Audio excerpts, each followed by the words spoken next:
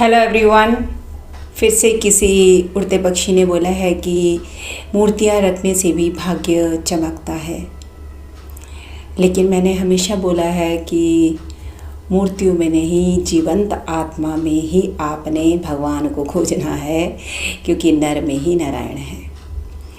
मेरे दादाजी सूरदास थे, तो वो छूकर बताते थे, तो उनको हारमोनियम बजाना आता था और हम लोग भजन गाते थे। तो उस पर काफ़ी सारी, जैसे भगवान राम की, गुरु नानक देव जी की, क्योंकि वो पाकिस्तान से आए थे, वहाँ गुरुद्वारे में बहुत मानते थे, तो कृष्ण भगवान की, शेरावाली माता की उन्होंने ऊपर लगा रखी थी और सबसे पहले वो सबको नमन करते, लेकिन छूकर पूछते थे। अब उनके लिए क्या छूना हो गया, स्पर्श करना कि ये भगवान हैं, हालांकि वो देख नहीं सकते थे तो उनको छू कर देते थे। ऐसे ही एक बार हम लोग चिंतपूर्णी गए, तो बहुत मैं छोटी थी, मुझे जितना याद है तो भूल गए। वहाँ पर मेरे दादाजी सूरदास थे, तो हम बच्चे थे, बहुत छोटे छोटे थे, तो उनको एक कन्या हाथ पकड़ कर ले गई, लाल रंग के कपड़े। अब देखिए उनको ना, उनका ऑपरेशन हमने कराया, उनको धुंधला धुंधला सा नज़र आना शुरू हुआ था, इसीलिए हम वहाँ पे लेके गए थे उनको।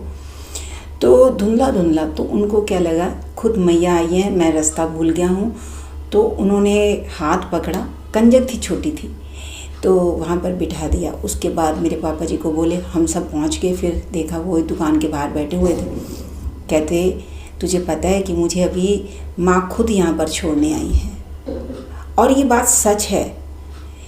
देखिए भगवान किस रूप में हमें क्या पता, उनको उस छोटी सी कन्या में लगा कि मैं रास्ता भूल गया हूँ और मैं देख नहीं सकता हूँ, माता रानी आई हैं और मुझे उस दुकान पर बिठा के चली गई हैं। थोड़ी देर बाद हम सारे ही पहुँच गए थे। मुझे बहुत क्लियर याद नहीं, लेकिन मेरी बहन को बहुत अच्छी तरीके से याद है। तो कई बार ये मुद्दा उठता है, तो क्या उन्होंने, अब अगर वो मंदिर के अंदर जाते तो क्या वो मूर्ति देख पाते? नहीं, बस वो मन में उनके जो मूर्ति बसी हुई है माँ की, कि मेरी जब आंखें आएंगी तो मैं आऊँगा। क्योंकि वहाँ पर आप देखिए नैना देवी, चिंतपूर्णी पास पास हैं, तो हम लोग सारी देवियों पर ही गए थे। तो उनके मन में जो मूर्ति बसी हुई थी, तो वो उनको उस रूप में दिखाई दी। और यही बात मैं हमेशा कहती हूँ कि आजकल जो ट्रेंड चल रहा है भटकाने का, कि संगमरमर की मूर्ति रखो, और एक और आती है एक्रेलिक की आती है मूर्ति, तो वो रखो, या फिर आप फोटो वाली या कांच वाली मूर्ति रखो, ये सारे भ्रम हैं। मैं सच बता रही हूँ कि ज्ञान के अंदर है, जो भी है वो ज्ञान है। मूर्तियाँ सिर्फ कंसंट्रेशन के लिए हैं कि आपका ध्यान भटके नहीं, क्योंकि गृहस्थ आश्रम में रहकर बड़ा मुश्किल है।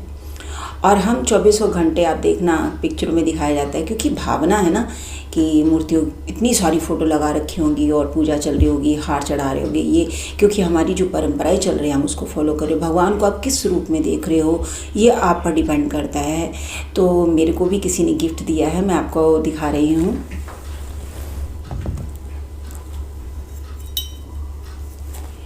तो मुझे ये संगमरमर की मूर्ति गणेश भगवान जी की दी, मेरे बर्थडे पर दी थी, यानी पिछले साल 28 जून को। तो उनका काम है, वो एक्सपोर्टर है, बाहर भेजते हैं वो, और हमारी यहाँ पर हैं। तो मैं तो नहीं आई थी, अब हमें आए 1 साल हो जाएगा, लेकिन वो उस भावना से देखेगी कि आपने अपना ऑफिस खोलना है तो आप ये मूर्ति रखिए। तो मैंने यहीं पर, अभी ऑफिस भले नहीं बोला, लेकिन टेबल पर रखी हुई है, क्योंकि वो उस भावना से मुझे दे के गए हैं। मूर्तियों में देखिए, पहले जो चलन था कि सीधा सीधा मंदिर ही बने थे, वैष्णो देवी का मंदिर है या गर्भगिरी बनी है, या जितने हमारे ज्योतिर्लिंग है, आप कहीं भी देखिए मूर्ति की स्थापना है। कई लोग मूर्ति पूजा पर विश्वास करते, कई लोग मूर्ति पूजा पर विश्वास नहीं करते। अब जैसे जैसे कलयुग बढ़ता जा रहा है, या एस्ट्रोलॉजर जितने आते जा रहे हैं, उनका अपना अपना ओपिनियन है, वो अपनी अपनी राय देते हैं। लेकिन आपको इस भ्रम में नहीं फंसना है।